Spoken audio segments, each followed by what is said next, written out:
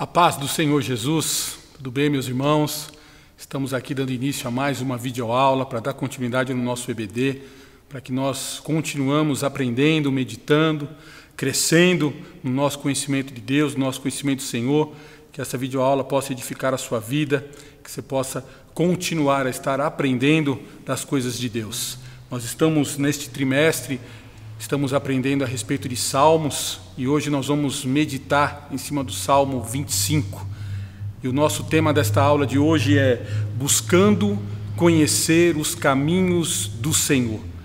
Coisa imprescindível para nós cristãos é conhecer o caminho de Deus e nós precisamos buscar este conhecimento continuamente. O texto áureo está em Salmo 25, versículo 4, diz: faze-me saber os teus caminhos, Senhor, ensina-me as tuas veredas. Só aqui nós já vemos a preocupação do salmista em conhecer e buscar este conhecimento dos caminhos do Senhor. A nossa verdade aplicada, a qual nós podemos refletir em cima desse texto, é que para crescer espiritualmente é preciso aprofundar nosso relacionamento com Deus e conhecer os seus caminhos. Então, nós vimos nisso uma aliança, nós vimos nisso um contexto que está interligado um com o outro, porque diz que precisamos aprofundar o nosso relacionamento com Deus e conhecer os seus caminhos. À medida que nós vamos aprofundando o nosso conhecimento de Deus, assim nós vamos conhecendo também os caminhos do Senhor. E esse é o nosso objetivo. O objetivo desta lição é justamente esse, é que nós venhamos nos aprofundar nesse relacionamento e nós vamos com isso adquirir conhecimento dos caminhos do Senhor. O objetivo da lição é compreender os anseios de Davi, porque o Salmo 25 foi escrito por Davi e nós estamos estudando em cima deste Salmo, então vamos entender o que Davi ansiava ao escrever este Salmo. Vamos também apresentar as características dos caminhos do Senhor e destacar o valor de seguir os caminhos do Senhor. Então nós vamos ver neste salmo escrito por Davi que o que Davi buscava era se aprofundar nesse relacionamento e conhecer os caminhos do Senhor. O Salmo 25 nós vamos estudar e ver que ele não é apenas um pedido de socorro ou um pedido de perdão, mas também o desejo de alguém que quer conhecer mais ainda os caminhos do Senhor e viver de acordo com os padrões de Deus. Isto é uma realidade. À medida que nós vamos nos aprofundando nesse conhecimento de Deus, à medida que nós vamos aprofundando nesse conhecimento dos caminhos do Senhor, então nós vamos também vendo quais os padrões de Deus para que nós possamos andar neste caminho. Nós não podemos andar de qualquer jeito. Então nós vamos aprofundando neste relacionamento, conhecendo os caminhos do Senhor e com isso nós vamos adquirindo conhecimento de quais os padrões que o Senhor escolhe para que nós possamos andar neles. Então nós temos como nosso ponto de partida na nossa meditação desta aula é que conhecer os caminhos de Deus deve ser o nosso anseio. Nós devemos ansiar por isso, assim como Davi, neste Salmo 25, demonstra este anseio de conhecer os caminhos do Senhor. E nós, como cristãos, não é diferente. O nosso anseio tem que ser em perpetuamente estar conhecendo, de continuamente estar conhecendo os caminhos do Senhor, porque assim nós vamos estar nos identificando com os padrões de Deus e colocando em prática na nossa maneira de viver. Então, o nosso texto de referência é o Salmo 25. E a revistinha ela traz alguns versículos, eu quero estar lendo para os irmãos. Salmo 25, versículo 1. A ti, Senhor, levanto a minha alma. Deus meu, em ti confio. Não me deixes confundido, nem que os meus inimigos triunfem sobre mim. Versículo 5. Guia-me na tua verdade e ensina-me, pois tu és o Deus da minha salvação. Por ti estou esperando todo dia. Versículo 12. Qual é o homem que teme ao Senhor? Ele o ensinará no caminho que deve escolher. A sua alma pousará no bem e a sua descendência herdará a terra. O segredo do Senhor é para os que o temem e ele lhes fará saber o seu conserto. Os meus olhos estão continuamente no Senhor, pois ele tirará os meus pés da rede. Então nós vamos estar meditando neste salmo, que nós podemos dizer que é uma oração de Davi para com Deus, né? E nós, neste Salmo 25, nós vamos identificar duas atitudes de Davi. A atitude de Davi, ela apresenta dois aspectos, um aspecto de oração e um aspecto de meditação.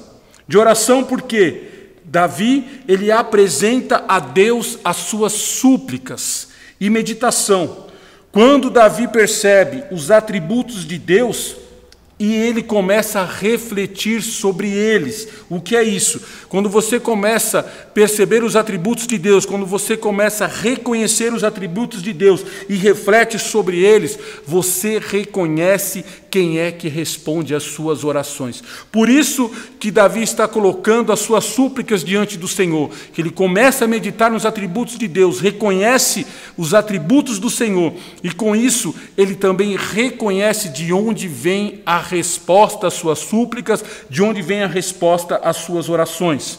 Então nós vemos que essa oração de Davi, ela está intercalando entre oração e meditação. É uma oração intercalada com meditação, porque Davi, ele derrama a sua alma de uma forma tão profunda, porque ele faz a Deus os seguintes pedidos. Olha os pedidos de Davi perante ao Senhor dentro desta oração. Ele pede: não me deixes confundido, faze-me saber os teus caminhos, lembra-te, Senhor, das tuas misericórdias, perdoa os meus pecados, olha para a minha aflição, olha para os meus inimigos e guarda a minha alma. Então, quando Davi, ele reconhece os atributos do Senhor e reconhece quem é que responde às suas orações, Davi entrega tudo ao Senhor em oração. Então, Davi, ele faz uma reflexão sobre os atributos de Deus. E em cima desta reflexão, ele reconhece as providências de Deus em prol daqueles que o temem.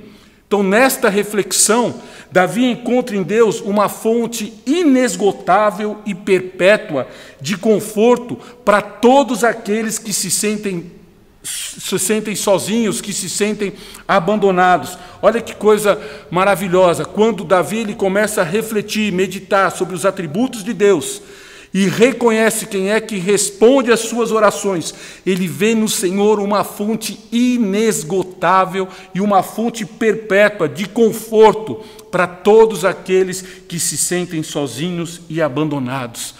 Através da oração e da meditação, Davi reconhece a presença do Senhor continuamente, para que possa responder às suas orações. Ele diz: não me deixes confundido, ou seja, não me deixe envergonhado.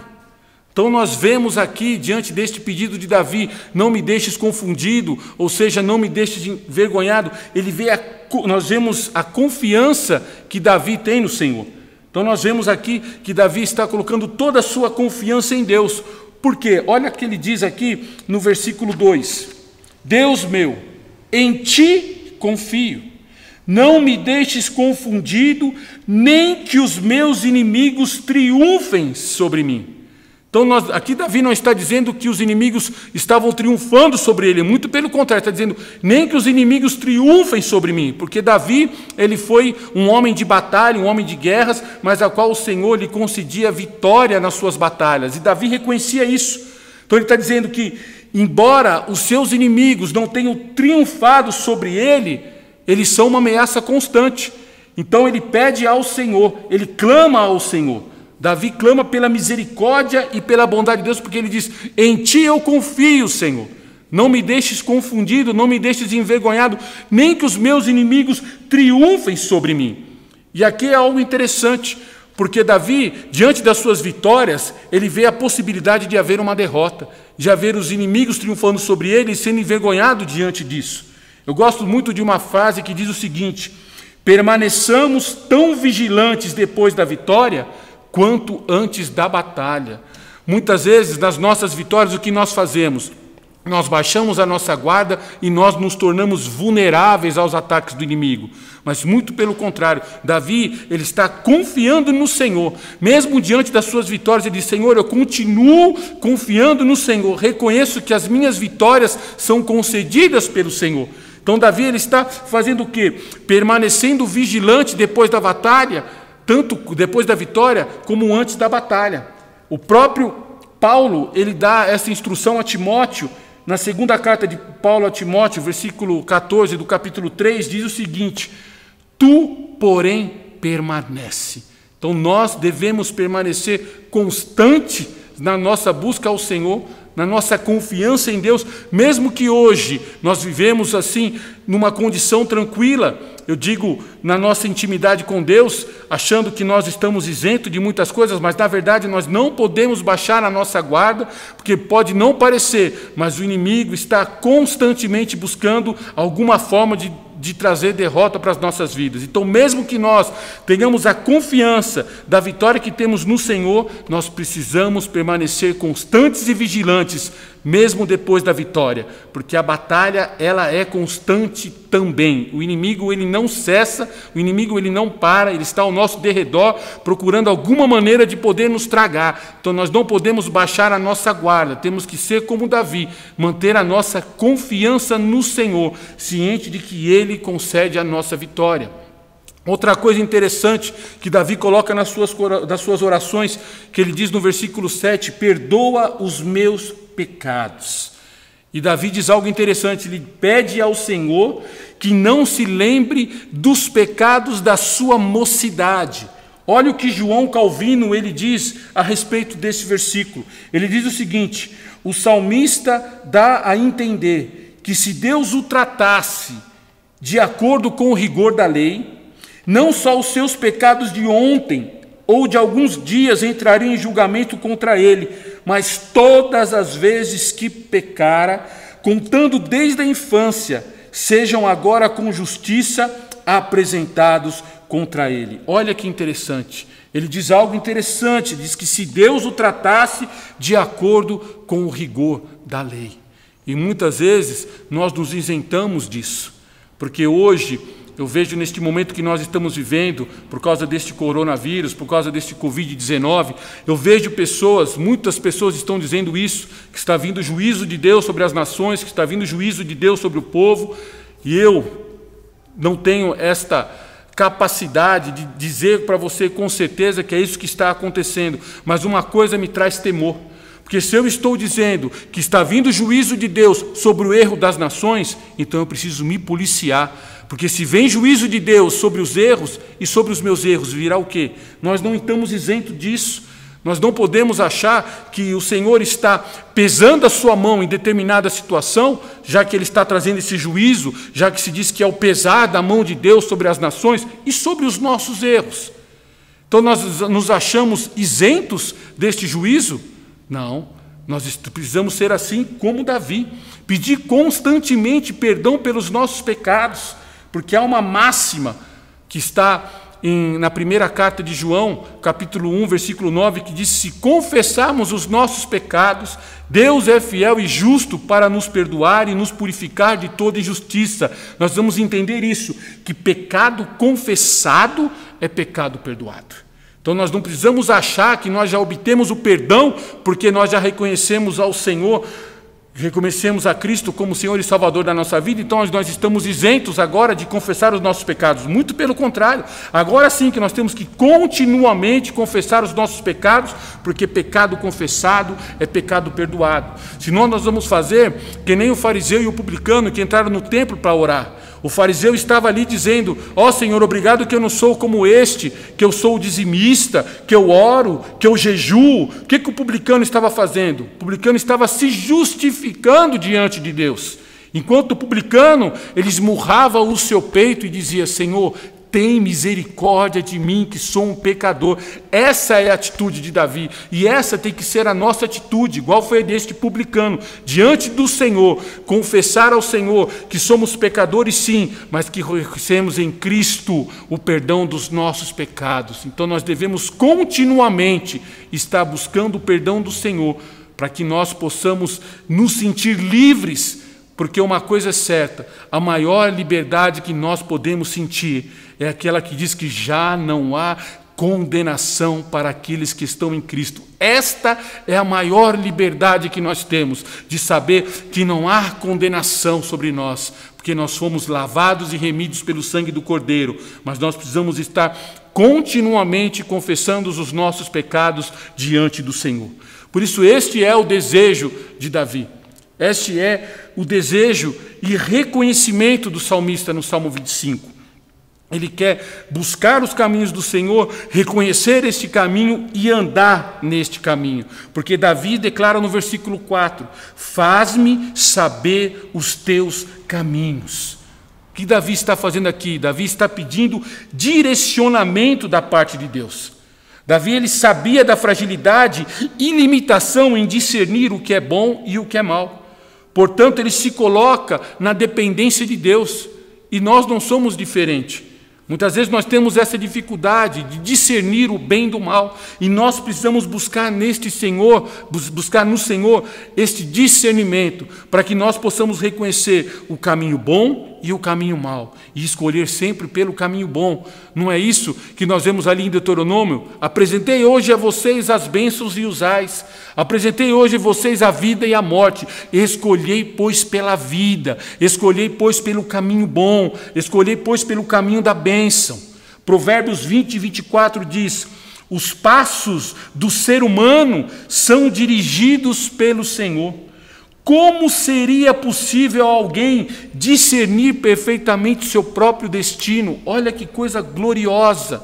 Os passos do homem, os passos do ser humano são dirigidos por Deus. Então, como que seria possível alguém discernir os seus passos e discernir o seu próprio destino, se não buscar discernimento de escolher em qual caminho devemos seguir? Há uma frase em que eu tinha muita resistência desta frase por não entender, por não compreendê-la, mas hoje eu já entendo, que ela diz o seguinte, não peça para Deus abençoar o seu caminho, peça para Ele te colocar nos caminhos dEle que já são abençoados. E esta é uma realidade. Muitas vezes nós estamos pedindo para Deus abençoar o nosso caminho, mas como que nós vamos adquirir, como que nós vamos atrair a bênção do Senhor, se o caminho que nós estamos andando não é o caminho bom, é o caminho ruim? Como que nós podemos adquirir a bênção? Como nós vamos alcançar a bênção se o caminho que nós escolhemos é o caminho ruim? Então esta é uma realidade. Não peça para Deus abençoar o seu caminho.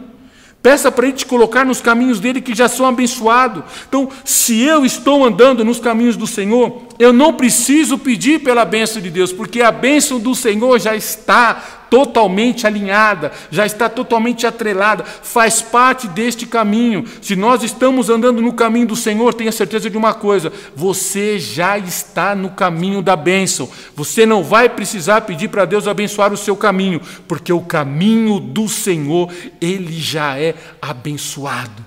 Então não peça para Deus abençoar o seu caminho, peça para Ele te colocar nos caminhos dEle, porque este caminho, Ele já é abençoado. Por isso que nós vemos aqui Davi colocando a vontade de ser guiado pelo Senhor, porque o Senhor vai nos guiar pelo caminho dEle, e assim nós temos essa certeza de que seremos guiados pelo caminho da bênção. Olha o que ele diz no versículo 5a do Salmo 25, guia-me na tua verdade e ensina-me. Nós vamos entender que um viver sábio é aquele pautado de acordo com os padrões estabelecidos pelo Senhor, no poder do Espírito Santo. Olha o que diz Charles Spurgeon. Ele diz o seguinte, o menino, tendo começado a andar, pede ainda que seja guiado progressivamente pela mão ajudadora do Pai e receba mais ensinamento. Eu achei fantástica essa observação do Charles Spurgeon, porque realmente a criança, quando ela começa a andar, quando ela começa a dar os primeiros passos, ela está toda hora estendendo a mãozinha para que você esteja segurando, esteja caminhando com ela, porque ela aprendeu a andar, ela começou a andar. E o engraçado é que quando ela se sente segura, quando ela se acha capaz de começar a andar sozinha, ela já quer largar esta mão. E aí nós nos deparamos com esses tombos engraçados que as crianças levam, porque largam a mão do pai. Só que os tombos que nós levamos quando largamos as mãos do Deus não são tombos engraçados.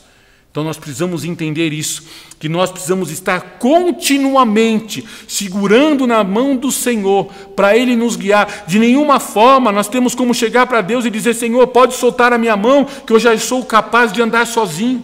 Não precisa mais me guiar, não precisa mais me direcionar, não precisa mais me conduzir, não precisa mais estar segurando a minha mão. E eu falando a respeito disso, eu me levo a pensar no filho pródigo. Foi justamente isso que ele fez: me dá a tua parte, que eu já sou capaz de andar sozinho. E nós conhecemos essa história. E conosco não é diferente. Quando nós largamos as mãos do Senhor, achando que somos capazes de andar sozinho, nós só vamos aprender uma coisa: que jamais deveríamos ter largado as mãos de Deus. Segurança está em estarmos ali agarrados nas mãos do Senhor, porque dele vem a nossa proteção, dele vem a nossa segurança. Nós temos que ter essa confiança plena no Senhor e dizer: Senhor, guia os meus passos, me conduz pelas tuas veredas de justiça, faz-me andar nos teus caminhos. E desta forma nós só vamos conseguir se nós mantermos agarrados as mãos do Senhor. E para isso, para este desejo, o salmista ele coloca esse desejo de ter intimidade com Deus. Olha o que ele diz: o segredo do Senhor é para os que o temem, e Ele lhes fará saber o seu conserto. Olha que coisa gloriosa! O segredo do Senhor são para aqueles que o temem. Nós não contamos os nossos segredos para qualquer um. Nós só contamos os nossos segredos para quem nós temos intimidade. Imagine o Senhor contando os segredos dele para nós. Isso é glorioso. Não está dizendo aqui não está dizendo que o salmista que está, não é Davi que está contando os segredos dele para Deus. O segredo do Senhor é para aquele que os teme. Imagine o Senhor vir te visitar na sua oração para contar a você os segredos dele. Olha que coisa gloriosa. Olha que nível de intimidade. Então nós vemos aqui o desejo de Davi de ter profunda intimidade com Deus. E nós só adquirimos intimidade através de um relacionamento sincero, através de um relacionamento constante e através de um relacionamento genuíno. Não é aquela intimidade apenas de ouvir falar. Se você perguntar a meu respeito para minha esposa, e mesmo que ela detalhe a minha vida para você, você vai ter conhecimento, mas isso não é intimidade, porque intimidade só é gerada através da convivência. Você vai conhecer a minha história, mas você não vai ter intimidade comigo.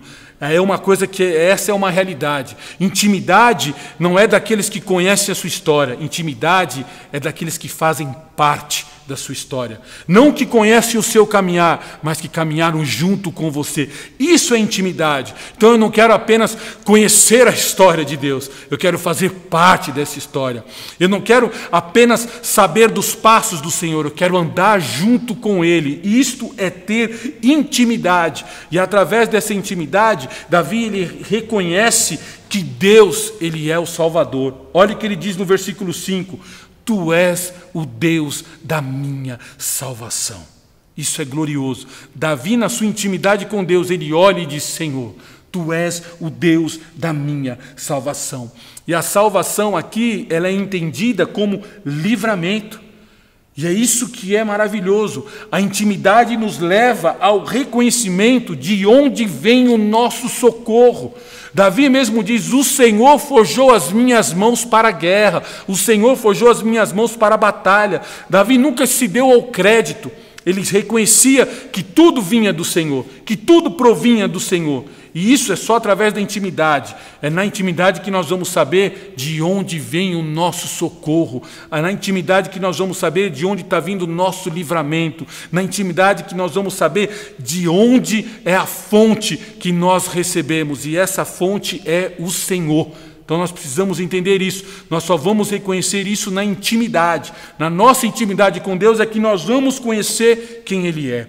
É na nossa intimidade com Deus que nós vamos conhecer os caminhos do Senhor, a qual nós estamos buscando este conhecimento. Olha que interessante que Jesus diz em Mateus 7, versículo 21 a 27, quando ali se diz: muitos dirão Senhor, Senhor, mas não herdarão o reino dos céus. Ele diz: apartai-vos de mim, vós que não conheço, que pratica a iniquidade. Então, fazer a vontade do Pai é sinônimo de conhecê-lo. E fazer a vontade é mais do que conhecer, é mais do que dizer, é mais do que apenas ouvir, é mais do que apenas concordar. Porque o que adianta eu ouvir e não praticar? O que adianta eu dizer e não praticar? O que adianta eu dizer que concordo? Eu concordo, mas eu não pratico.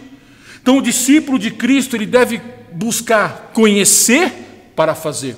Não apenas o conhecimento, adquirir o conhecimento, mas não, eu busco conhecer os caminhos do Senhor para andar nos caminhos do Senhor. Eu busco conhecer a vontade de Deus para fazer a vontade de Deus. Então, o conhecer e o fazer estão atrelados na vida do discípulo de Cristo. E se nós estamos buscando este conhecer, então nós precisamos reconhecer o caminho da obediência. Deus, ele quer que nós andemos pelo caminho da obediência. Ele mesmo diz: prefiro obediência do que sacrifício. É melhor obedecer do que sacrificar. E conhecer sem obedecer é inócuo, ou seja, não alcança o resultado esperado. Para mim, para que nós possamos alcançar o resultado esperado do forjar de Deus na nossa vida, não basta apenas o conhecer, é preciso praticar. Então, nós somos considerados como inócuos, ou seja, nós não estamos alcançando o resultado esperado, se nós apenas conhecemos e não praticamos. E há uma verdade, creio eu, que errar por falta de conhecimento é inocência. Você não sabe, você errou, não tinha esse conhecimento, nós podemos chamar isso de inocência. Agora, errar com o conhecimento, isso é ignorância, para não dizer burrice. Porque imagine só, se você sabe que alguém diz: não coloca a mão aí que você vai se machucar, e você vai lá e coloca a sua mão e se machuca. Então você tinha um conhecimento daquilo, traria um mal para você, e mesmo assim você optou em ir lá, e aí você acaba se machucando. A mesma coisa é com os caminhos do Senhor. Nós sabemos os caminhos do Senhor. Senhor, eu sei que aqui é o caminho bom, mas eu vou optar em ir pelo caminho ruim. Então você vai sofrer a consequência das suas decisões. Ande pelo caminho bom, escolha, pois, pelo caminho da vida, que assim você vai estar andando no caminho da obediência. Precisamos entender algo. Sabedoria, ela não é a prática de adquirir conhecimento, isso é cultura. Adquirir conhecimento é cultura. Sabedoria é colocar em prática o conhecimento que adquiriu. Isto é sabedoria. Eu adquiro esse conhecimento, então eu coloco em prática. Então a sabedoria que vem do Senhor é aquela em que nós buscamos esse conhecimento e praticamos. Aí sim nós podemos dizer que estamos andando no caminho da obediência e fazendo aquilo que agrada aos olhos do Senhor. E precisamos também andar pelo caminho da graça, que nós somos recebidos e somos tratados pelo Senhor com graça, favor imerecido. Então, portanto, é preciso que nós demonstremos atitudes de graça. Olha o que diz em Mateus 10:8: graciosamente recebestes, graciosamente dai. Então, da mesma maneira que nós recebemos a graça do Senhor, nós também precisamos ter atitude de graça. Um exemplo de Davi no caminho da graça é quando ele busca saber se há algum descendente de Saul para lhe fazer o bem. Não está preocupado com tantas perseguições que possa ter sofrido, não. Davi está preocupado em honrar um pacto que ele fez com Jonathan, de que a sua descendência se assentaria à sua mesa. Mas ele não fala do pacto que ele fez com Jonathan. Ele diz: busque saber se algum descendente de Saul, para que eu possa honrar a aliança, o pacto que eu fiz com Jonathan. Para lhe fazer o quê? Para lhe fazer o bem. E a palavra bem aqui no hebraico, ela indica benignidade, ela indica misericórdia, ela indica bondade, ou seja, manifestação da graça. A graça de Deus é um dom do amor de Deus. E se nós queremos este amor como fruto do Espírito na nossa vida, nós vamos ter atitude de graça, olhar com graça para as pessoas, assim como o Senhor olhou com graça para nós. O Senhor olhou com graça para mim, quando estava lá no meio do lamaçal do pecado, ainda quando eu era inimigo dele, ele olhou para mim com graça. Porque agora eu não vou fazer o mesmo, olhar com graça para as pessoas, para que elas possam ver a graça de Deus sobre a vida delas. Por isso que nós precisamos buscar andar no caminho da perfeição. O salmista ele faz menção da sinceridade, faz menção da retidão no versículo 21, ou seja, honestidade, sinceridade. No grego, a expressão sincero indica puro, não falsificado, genuíno. E essas características devem estar presentes naqueles que se dizem, ou melhor, que são discípulos de Cristo. Essas atitudes têm que estar presentes em nós, porque nós somos chamados para ser diferentes. Nós somos chamados para fazer a diferença. Jesus disse isso em Mateus 5, 48. Sede vós, pois, perfeitos. William Barclay escreveu: um homem é perfeito se cumprir o propósito para o qual Deus o criou e enviou ao mundo. E o interessante é que a palavra em aramaico para perfeito, ela pode significar completo ou inteiro, íntegro. O que eu entendo aqui, com o Senhor não dá para ser pela metade. Uma frase de um amigo, ele diz algo e parece engraçado, mas é uma verdade, que ele diz para nós o seguinte: com Deus, no mínimo, o máximo. No nosso relacionamento com Deus é no mínimo o máximo. Na nossa busca com Deus é no mínimo o máximo, não tem meio termo. Nós não podemos, hoje eu estou com Deus, amanhã não. Hoje eu busco pelos caminhos do Senhor, amanhã não. É sobre essa perfeição, é sobre essa integridade que o Senhor está falando. É ser inteiro para com Deus, é ser completo para com Deus, é ter uma vida de relacionamento com Deus, é ter uma vida constante de buscar conhecer os caminhos do Senhor, porque é neles que nós queremos andar, porque nele nós vamos desfrutar das bênçãos do Senhor. Então nós precisamos entender isso. Não adianta ter um relacionamento pela metade com Deus. Precisamos nos integrar por inteiro, ter um relacionamento completo, um relacionamento íntegro com o Senhor.